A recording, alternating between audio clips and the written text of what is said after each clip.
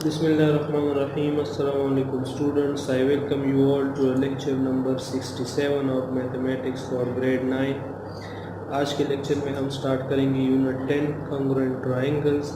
इस चैप्टर में हम सिर्फ थ्योरम्स डिस्कस करेंगे, थ्योरम्स पढ़ेंगे, उन पर अपना कंसेप्ट क्लियर करेंगे।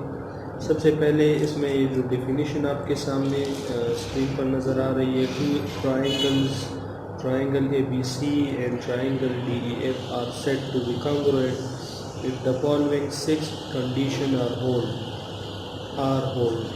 holds. Angle A is congruent to angle D, corresponding angles है ये. Angle B is congruent to angle E, angle C is congruent to angle F. ठीक है, ये corresponding angles है. फिर AB साइड DE के congruent, BC side जो है EF के congruent और AC साइड और DF के कॉन्ग्रुएंट। तो हम कहते हैं कि दोनों ट्राइंगल आपस में कॉन्ग्रुएंट हैं। साइड एंगल साइड एक पोस्टुलेट है जिसमें दो साइड और उनका इंक्लूडेड जो एंगल होता है, अगर वो दोनों ट्राइंगल्स में कॉन्ग्रुएंट हो तो दोनों ट्राइंगल आपस में कॉन्ग्रुएंट होते हैं। If two side and their included angle means के इंक्लूडेड एंगल का मतलब ये कि वो दो साइड जब वो दो साइड आपस में मिलते हैं ना तो वो एक एंगल बनाते हैं, वही एंगल उनका इंक्लूडेड एंगल होता है। तो दो साइड और वो इंक्लूडेड एंगल अगर एक ट्राइंगल के कॉन्ग्रुएंट हो दूसरे ट्राइंगल के करेस्पॉन्डिंग साइड्स और इंक्लूडेड एंगल के, तो हम फिर कहते हैं कि दोनों ट्राइंगल आपस में कन्वर्ट होते हैं। यहाँ पर जो 10.1 थ्योरम हम आज के लेक्चर में डिस्कस करेंगे वो एंगल साइड का है। उसमें दो एंगल और नॉन इंक्लूडेड साइड है। If two angles and a non included side of one triangle are congruent to the corresponding angles and non included side of another triangle. जब भी कोई थ्योरम इफ से स्टार्ट हो जाए तो if से लेकर यहाँ इफ से स्टार्ट करके देन तक ये पूरी बात गिवन होती है और देन के बाद जो लिखा होता है then the triangle are congruent, तो ये वाली बात हमने प्रूव करनी होती है, ये रिक्वायर्ड होता है टू प्रूव।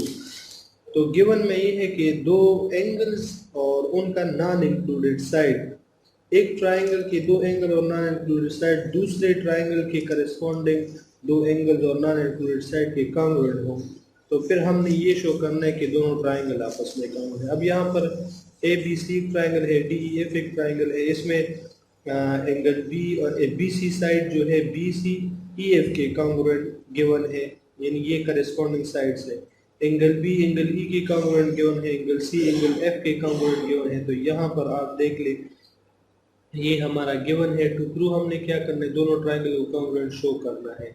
सपोज अब इसमें हम कंस्ट्रक्शन करेंगे। कंस्ट्रक्शन इसलिए करेंगे क्योंकि अपने थ्योरम को प्रूव करने के लिए हमें कुछ स्टेप्स उठाने पड़ेंगे, उसमें एक कंस्ट्रक्शन का भी है। बास थ्योरम विदाउट कंस्ट्रक्शन भी प्रूव होते हैं और बास थ्योरम कंस्ट्रक्शन के बगैर प्रूव नहीं हो सकते, इसलिए हम उसमें फिर कंस्ट्रक्शन करते हैं। Suppose AC is not congruent to DF, take a point D dash on DF। ये AC, ये वाला जो AC साइड है, suppose this side is not congruent to this DF, तो हम इस DF पर एक और पॉइंट D डैश लेते हैं और वो D डैश इस तरह से कि वो D डैश F जो है वो AC के कॉन्ग्रुएंट है। हमने एक रॉन्ग सपोजिशन की है ना कि अगर AC DF के कॉन्ग्रुएंट ना हो बल्कि इसी पर एक और पॉइंट है D डैश, बल्कि ये AC उस D डैश F के कॉन्ग्रुएंट हो, यानी इतने साइड्स की इक्वल हो ये AC, तो फिर क्या होगा, फिर हम ये देखिए such state AC is congruent to D dash F join D dash to E। ये D डैश टू E के साथ जॉइन कर लेंगे तो EF ये D डैश EF एक और ट्राइंगल बन जाएगा और इस ट्राइंगल में ये साइड AC का कॉन्ग्रुएंट होगा, ये एंगल इस C का कॉन्ग्रुएंट है ऑलरेडी गिवन है और BC और EF साइड कॉन्ग्रुएंट है, तो साइड एंगल साइड पोस्टुलेट के जरिए ये D डैश EF वाला ट्राइंगल ABC के कॉन्ग्रुएंट हो जाएगा। तो ये देखिए इन्होंने यही बात लिखी है, BC is congruent to EF भी ऑलरेडी गिवन है, एंगल C और F भी ऑलरेडी गिवन है कि ये कॉन्ग्रुएंट है। गिवन में ये बातें यहाँ पर ये देखिए लिखी हुई है BC EF और C और F। अब हमने AC और D डैश F को सपोजिशन के तौर पर कॉन्ग्रुएंट लिया है। ये देखिए कंस्ट्रक्शन में जो हमने ये लिया है ना AC और D डैश F, तो ये भी हमने सपोजिशन की है। तो ये दो साइड और एंगल साइड की वजह से दोनों ट्राइंगल आपस में कॉन्ग्रुएंट हो जाएंगे। तो अभी अगर ये दोनों ट्राइंगल कॉन्ग्रुएंट है तो इट मीन्स के एंगल बी जो है वो डी डैश ई एफ के कॉन्ग्रुएंट है, क्योंकि जब भी दो ट्राइंगल आपस में कॉन्ग्रुएंट हो जाते हैं तो उनके सारे करस्पॉन्डिंग एंगल्स और करस्पॉन्डिंग साइड्स इक्वल होते हैं। तो जब ये ए बी सी इस डी डैश ई एफ के कॉन्ग्रुएंट है तो इट मीन्स ये एंगल बी फिर कॉन्ग्रुएंट होगा डी डैश ई एफ के, लेकिन एंगल बी तो हमें गिवन था कि एंगल ई की इक्वल है यानी डी ई एफ की इक्वल है। तो फिर इससे ये प्रूव हो जाए जब बी जो है एंगल बी वो डी डैश ई एफ की भी कॉन्ग्रुएंट है और डी ई एफ की भी कॉन्ग्रुएंट है तो फिर तो इन दोनों को एक ही एंगल होना चाहिए। ये देखिए ना बी जो है ई की इक्वल है, ये ऑलरेडी गिवन है डी ई एफ मीन्स। तो देखिए B is congruent to D dash EF. These are the corresponding angles of congruent triangles, जो भी हमने प्रूव किया कि these are congruent। लेकिन हमें गिवन क्या था कि एंगल B वो एंगल E की इक्वल है, एंगल E मीन्स DEF की इक्वल है।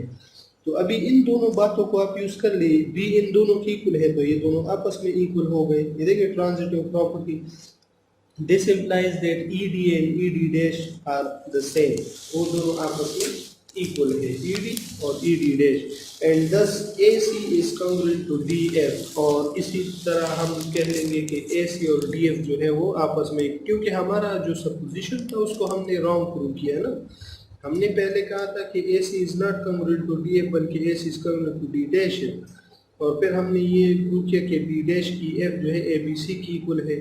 जब वो इसकी इक्वल था तो B angle D dash EF की इक्वल होगा congruent angle of corresponding angle of congruent triangle. लेकिन गिवन हमें ये था कि B एंगल DEF की इक्वल है, तो जब B एंगल इन दोनों की इक्वल है तो फिर तो D dash EF और DEF एंगल्स एक जैसे होंगे, एक होगा। तो इसी वजह से ED और ED डैश फिर सेम लाइन होंगे। तो सेम लाइन तब होंगे जब हमारा सपोजिशन रॉन्ग होगा, और हमने अपने सपोजिशन को रॉन्ग प्रूव कर दिया। उसके बाद हम देखेंगे बस AC और DF जो है वो आपस में इक्वल है, क्योंकि हमने जो रॉन्ग सपोजिशन लिया था उसको रॉन्ग साबित करके हम फिर वापस अपने ओरिजिनल असल बात की तरफ आएंगे।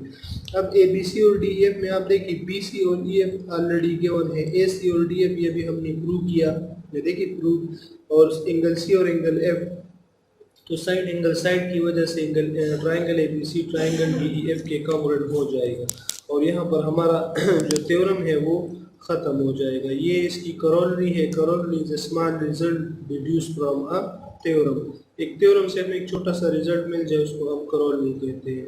एंगल साइड एंगल वाला पोस्टुलेट है, if two angles and their included side in one triangle are congruent to two angle and their included side in another triangle, then the two triangle are congruent।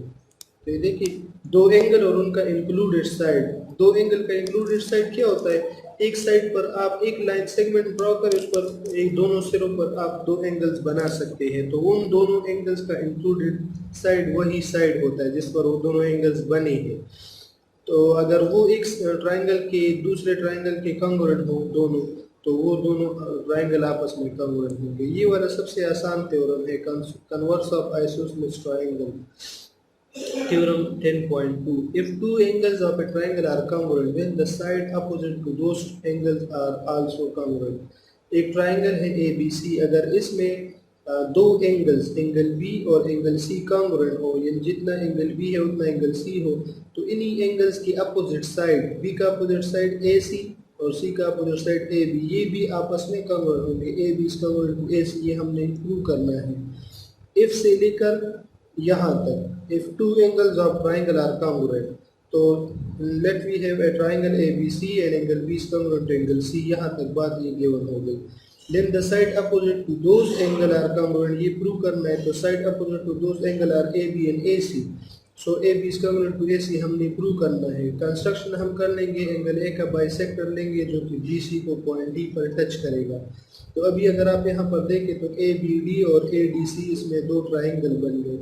अब ABD और ADC triangle के correspondence आप ले लें, इन दोनों में AD जो है दोनों में कॉमन है, देखिए AD वाला लाइन दोनों में कॉमन है।